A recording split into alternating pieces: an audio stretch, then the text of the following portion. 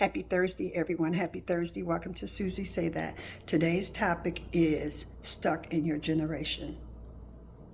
That means no progress. You can't escape. You just stay in your generation. You don't even know what to do with yourself because you're stuck there. Your mother was stuck in hers. Your father was stuck in his. Your cousins, your relatives, all these people that you know, friends, everybody just stuck in their generation. What makes you different in your generation? I could go on and talk about the curse, but I'm not talking about the generational curses today. I'm talking about being stuck, which is part of it.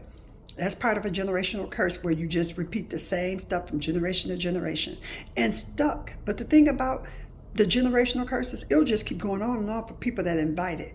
But the people that stuck, they can make a difference. They can do something different. If you're stuck, you can do something different. Do something different. If your mother kept doing the same thing, then you do something different.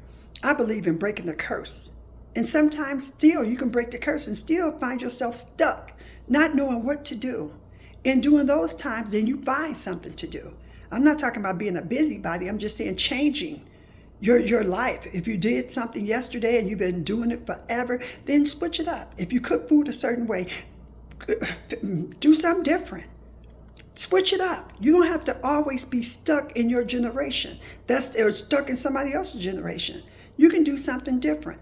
I have the perfect example. I like to listen, especially to students, and some of you are to children, period. You can learn a lot of things from children.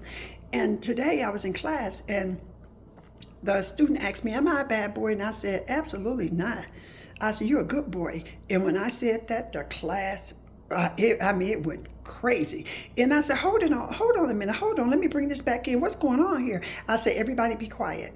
You called him a good boy. I said, but aren't some of the girls, aren't y'all good girls? No, we're not a good girl. We're not no good boys. And I said, wait a minute. Because then I'm thinking this is a learning experience. What can I learn?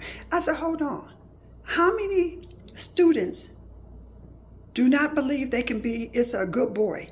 How many students, just raise your hand? There's no good boys, raise your hand. I only had 19 students in that class. It was only 3. 16 students said that you can't be a good boy. You can't be a good girl. So then I asked the student, I said, so are you a good girl, the one that didn't? She said, yeah, I'm a good girl. And I said, well, why is everybody going, oh my gosh, they in an uproar. What's going on? And she said, because nobody wants to be called good. And I said, oh my gosh, you don't want to be called good, wholesome, you do the right thing? She's like, no, we don't want to be called good boys and good boys. They don't want to be called good boys and we don't want to be called good girls. I said, but you're a good girl. And she said, yeah, but they don't want to be called that. And I said, what about you? I guess it's just words. It's just words. And I said, what do we have here? And then I started asking them questions. They were 6th graders. I was like, when did your being a good boy or a bad boy become a negative thing? When did it become that? They said, no, we don't want to be called that. It's been going on for a while. And I'm like, you're only in 6th grade, so how long can it be going on? But okay, let me just sit there and be the student right now because the teachers are speaking. They're teaching me something because I desire to know what this generation that's in my generation, their language, their body language, what words they say, their slang language. I desire to know. I always ask my grandkids things because I don't want to be stuck in my generation where I don't even know the language. When I get somewhere, I got to always ask the questions. What does that mean? So I got to get myself familiar with these new things. The students don't even want you calling them good. Stuck in my generation, and I wouldn't have heard them. I would have felt some kind of way. How could you say that? And I probably would have chastised them for it, but I didn't because I was trying to figure out what is this? When did good become something negative? When did your good girl or your good boy become a negative word of just bad? Bad, I'm a bad boy, I'm a bad girl. Something's wrong here. Stuck. And you just don't tell me that's kids talk. Because those will be the same kids that'll be in high school or they'll be in college and they'll be thinking that they're no good. Stuck. And they'll be stuck in their generation because no one said anything about good and bad. After I let them talk and have conversations, I said, also, now let me have a conversation with you all. It was a learning lesson. Teacher to student, student to the teacher. And I said to myself, just Lord help me. And I began to explain to them what good means, what bad means. Behaviors. I said bad is a behavior. So how could, you did something that you shouldn't did, but that doesn't mean you're bad, you're a throwaway, and nobody wants to ever deal with you. I started explaining to them what bad meant, what good means. And I'm telling you, they listened. And I said, but who wants me to not ever call them good again? Those same 16 students raised their hand. And I said, okay, so Miss Hill can't say you're a good girl, you're a good boy. And they said, no, don't say that to us. And I'm going to honor that because that's what I do. I won't say it again to them. And I'll find another, or I'll say healthy, you're a healthy boy, or you're a healthy girl. I'll find something that's going to bring them back to who they really are. Good girls and good boys, not bad boys and bad girls. That's stuck, because if I don't say anything to them, they're going to be stuck in their generation. And they're going to be thinking they're bad. The enemy is real here, you all. He's trying to remove the audacity of him. He even want to remove the word good. Who would ever thought? Stuck. And if we allow that to happen, we'll be stuck in our generation thinking all kids are bad. There ain't no good kids. She bad, he bad. No, they're good girls and boys. Although they don't want us to call them that. They are. They're good girls. They have behaviors. There is no bad child, period, in my book. They just have behaviors. And they have things that's going on that has not been dealt with. Or maybe it have been, because some parents, we do the best we can with what we have. We do. And I understand that. But we got to start saying different words in our generation. We cannot be calling these students, children, bad. I said in one of my other videos, and one of my cousins called my grandbaby bad. I said, wait a minute. No. And my daughter said, he's not bad. What are you talking about? And it was a big thing at that moment. But I reeled it right back in. I said, no, kids are not bad. What are you talking about? Because they'll grow up in their generation thinking they're bad, and they'll have all these behaviors. You are what you say. If you say he bad, he act out, he's going to be bad and act out. Although he's not bad, but the behavior, he's going to show you the behavior and act out. And you sitting up there saying, you calling your kids bad. You bad. And he's going to be stuck in that generation of thinking that he's bad. And you're saying the same thing that your mama said. You can see it, but remember, if you see it, that's just something to arouse you, to get you thinking or believing that that person is bad. Stuck in your generation. You can easily be stuck in your generation by the arousal, the feelings that you feel about kids or adults. Stuck. Mama used to say it, and mama used to curse them out. Mama used to say this, and mama, okay, that's good for mama. But are you changing your generation from not saying what mama used to say? If it was bad, if it was good, carry on. Take it to the next generation. My mother was an amazing cook, and we all can cook. All her children can cook. And I tell you this, I've taken that to the next generations because my daughters can cook. My daughters are amazing cooks. Okay, that's good.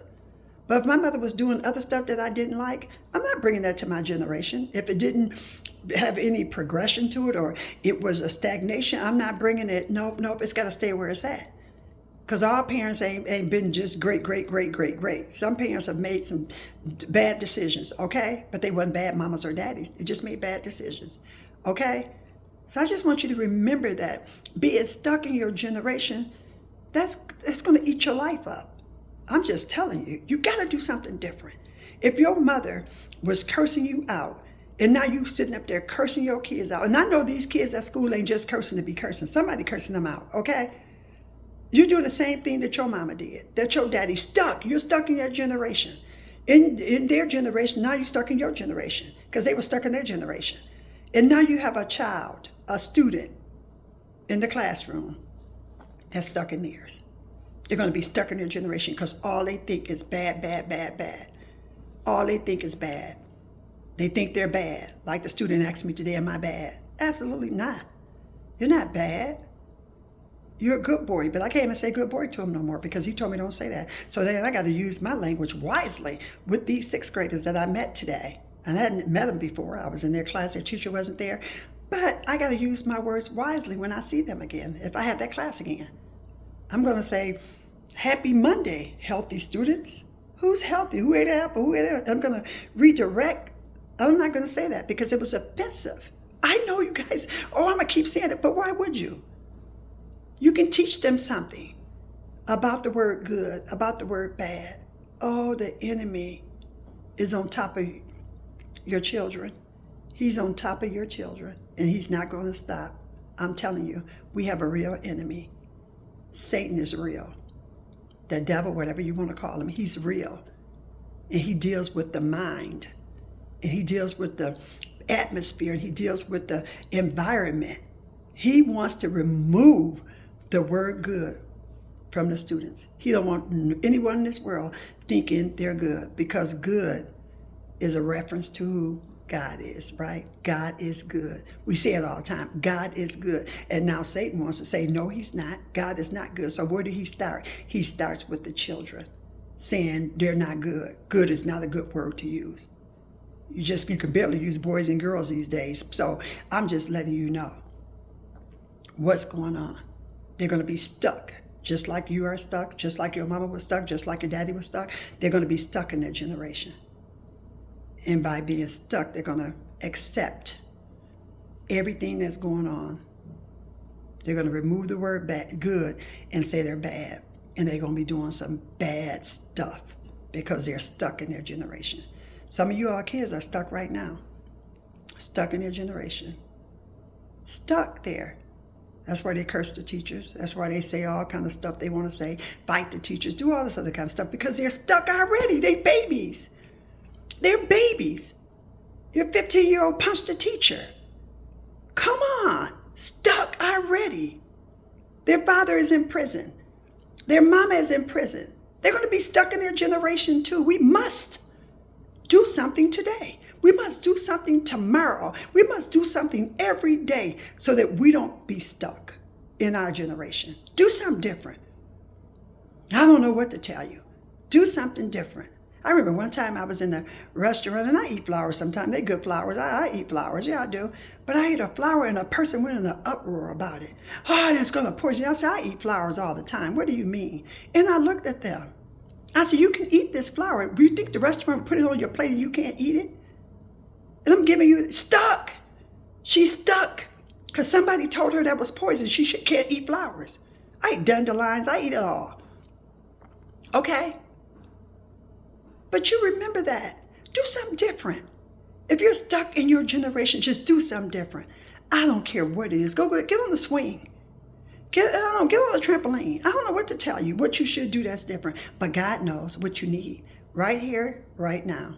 Ask your God. Am I stuck in this generation? Because I sure don't want to be. When I close my eyes and go on to be with the Father, I want him to say, well done, my faithful servant. You did something different. You did not carry on that generational cursing. You did not get stuck in your generation because you kept moving, doing stuff different. You failed. You got back up. You didn't stay there. Okay? So remember, there is things you need to do today so that you don't stay stuck in your generation and you don't put your kids in a situation where they're stuck too. Your grandbaby's stuck. Everybody's just stuck in the generation. Do something different. Okay? Till the next time.